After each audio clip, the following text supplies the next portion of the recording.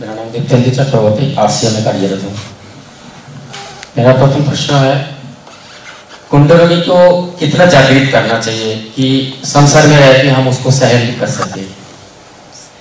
दूसरा प्रश्न मेरा यह है, एक क्या कुंडलिनी को कहाँ तक जागृत करना चाहिए, कहाँ तक जागृत करना चाहिए जी। जैसे कि हम संसारी है जी जी जी, संसार में रह के संसार यापन भी करना हमें और ईश्वर साधन भी करना, उस लेवल में जाके हम कहाँ तक कुंडलिनी को जागृत कर सकते हैं, वो हमारे लिए उचित रहेगा। एक आपने जो जिस शब्द का प्रयोग कर कहाँ तक जागृत करना चाहिए, मेरी समझ में ये शब्द उचित नहीं, क्योंकि जागृत है, यानी एक बार जागृत कर ली तो फिर नहीं। ये आप कहें कहाँ तक ऊर्ध्व करना चाहिए, यानी जागृत करना होता है कि जो सो रही सुषुप्त अवस्था में उसको जागृत कर दिया, उसकी पूंछ नीचे मतलब पूंछ से निकल गई, नीचे हो गई, फन ऊपर उठा, जागृत हो गया। लेकिन ऊपर जब चलती है उसको कहते हैं कुंडलिनी ऊर्ध्व हो रही। कहाँ तक ऊर्ध्व करना चाहिए तो मैं बता देता हूँ।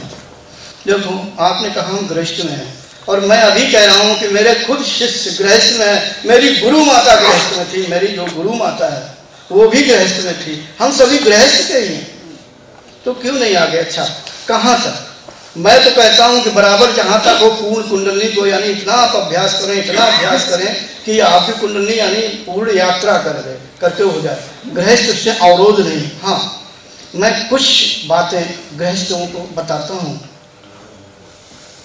थोड़ा मैं क्षमा चाहूँगा बहनों से कि जब मैं कुंडलिनी ऊर्ध्व करता हूँ अपने साधकों को, तो मैं सबसे पहले मैं कहता हूँ अगर शादी हो गई तो हम ऐसे नहीं ऊर्ध्व करेंगे, जाओ अपनी पत्नी से आज्ञा ले लो।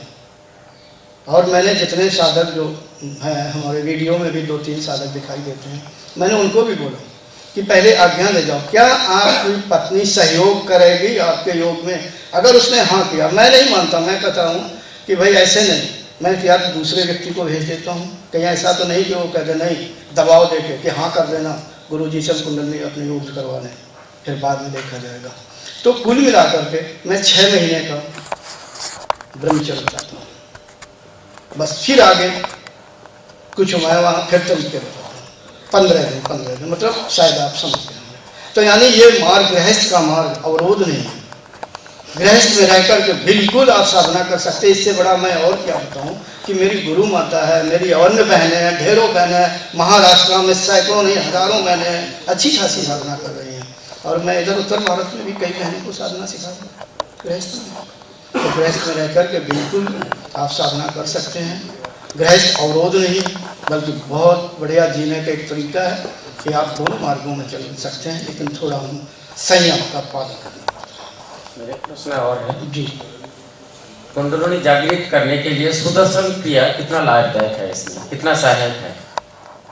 सुदर्शन क्रिया बोले तो वो जो स्वामी आर्ट ऑफ लिविंग, अच्छा ये बहुत अच्छी है, जहाँ तक मैं पूरी तरह से नहीं जानता हूँ, लेकिन कुछ लोगों ने कानपुर IIT में बताया। मैं इसलिए प्रश्न कर रहा हूँ, कुछ क्रिया हमने करके देखा और एक दिन मेरे अंदर ऐसे आया जैसे कि एक बहुत बड़ा शक्तिमान, जैसा हमारे शॉप में ही ऐसे घटना घटी कि कोई चीज़ खोलने के लिए देखा, मतलब हमारे सेक्शन में सबसे जो ताकतवर है वो चीज़ को खोल नहीं पाए, मैं इजिली खोल दिया उसको। तो मुझे लग रहा है मेरे अंदर कुछ ऐसे चीज़ क्रिएट हो रहा है, जैसे मैं मोटरसाइकिल चला रहा हूँ, अगर सोच लो मैं 100 में भी जा रहा हूँ, ये कम में जा रहा हूँ, ये रिएक्ट हो रहा है। इसलिए मैं कह रहा हूँ कि सुदर्शन क्रिया कितना है, इसके लिए हानिकारक तो नहीं है कि लाभदायक है। पूरा लाभदायक है, मैं तो कहता हूँ बराबर आप करते रहें, जीवन भर आप करते रहें, ये तो एक बहुत अच्छी चीज़ है, हानि कहाँ इसमें है। लाभ ही लाभ है। जाबर करें, आपका शरीर भी स्वस्थ रहेगा और आंतरिक विकास धीरे धीरे होता रहेगा। तो यहाँ हानि का लाभ के सिवा कुछ है ही नहीं। नमस्कार जी कुलदीप सिंह राणा हूँ मैं, यहीं आरसीएफ ये ट्रेनिंग सेंटर है, इसका फैकल्टी मेंबर हूँ। प्राय देखने में ये आया है कि जो लोग सत्य के मार्ग पे अग्रसर हैं, ग्रस्त में रहते हैं, उन्हें शारीरिक और मानसिक कष्टों से ज़्यादा दुनिया में झेलना पड़ता है उन्हें, बनस्पत उन लोगों के जो इस मार्ग को नहीं चुनते। इसका क्या कारण? आपका प्रश्न बहुत ही अच्छा है, मुझे बहुत अच्छा लगा। साफ जाहिर है कि आप अगर सत्य पर चलेंगे तो असत्य चलने वालों को थोड़ा विरोध आप सहना ही पड़ेगा।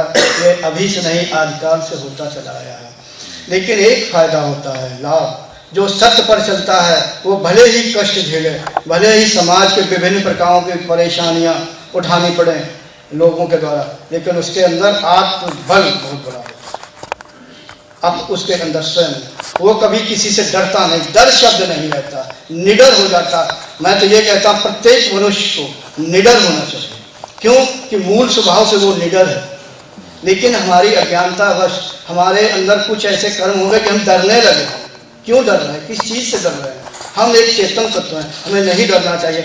सत्य गुण ब्रह्म का है, नहीं कहते ब्रह्म ही सत्य है, यानी एक हम ब्रह्म के स्वरूप को, उसके गुणों को हम अपना रहे हैं, तो ऐसा कैसे रुक सकता है? और ये जो संसार है वर्तमान का, तो आप ना भी कहे, जो सत्य पे चलेगा, अच्छाइयों पे चलेगा, साधक होगा, भक्त होगा, किसी प्रकार के इस मार्ग में होगा, तो उसे तो सहना ही होगा।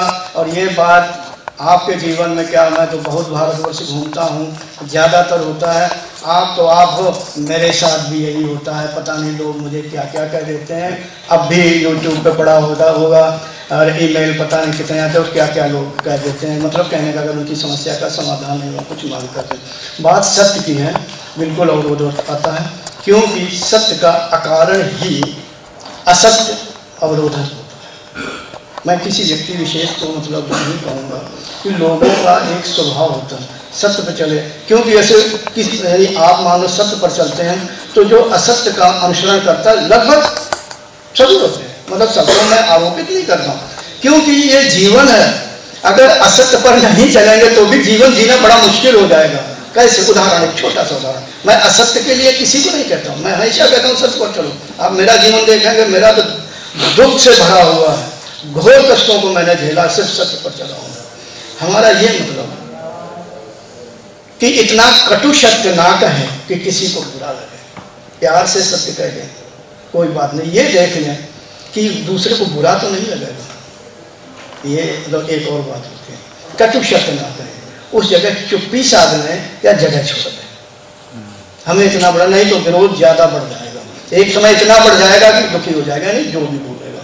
तो एक स्वभाव सत्य का विरोध आदिकाल से होता है। उसका कारण है सत्य जब होता है तो उसमें सत्य का जब वो अनुसरण करता, सत्य बोलता, सत्य में ही सारी क्रिया करता, तो सत्य गुण का प्रभाव उसके अंतःकरण में बढ़ने लगता है। और उसका अवरोधक तमोगुण है। तमोगुण एक ये प्रकृति का स्वभाव, जैसे मैंने कहा कि एक दूसरे को दबाते रहते हैं, और तमोगुण और सत्वगुण एक दूसरे को पसंद नहीं करते।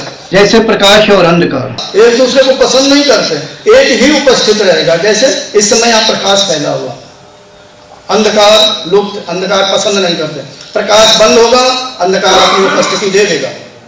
मतलब कहने का कि एक दूसरे के अवरोधक जैसे हैं। यानी जो सत्य पर चलेगा, सत्य गुण का है, तमोगुण विरोधी होता है, उसके मार्ग को अपने आप रोकने लगता है। ये प्रकृति का नियम है। तो वही जब हमारे उसमें अंतःकरण में चलता है, जैसे कर्म जैसे उसने किए होते हैं, तमोगुणी कर्म किए होते हैं, बहुत से लोग अपने अपने ढंग का जी रहे हैं तो ये हो जाते हैं। या बहुत से ऐसे होते हैं कि मैं क्यों सत्य काम करता हूँ, कारण क्यों मैं उस पर चलूँ, क्यों मैं हानि उठाऊँ। कुछ लोग होते हैं नहीं मैं क्यों अपना कुछ भी अपना जीवन इस तरह का क्यों करूँ, किसी से विरोध क्यों लूँ। मतलब तमाम बातें मैं नहीं कहना चाहता, नहीं तो बस अगर ज़्यादा बोलूँ तो बहुत कुछ बोलूँगा। Thanks for watching. Remember to like, comment and subscribe.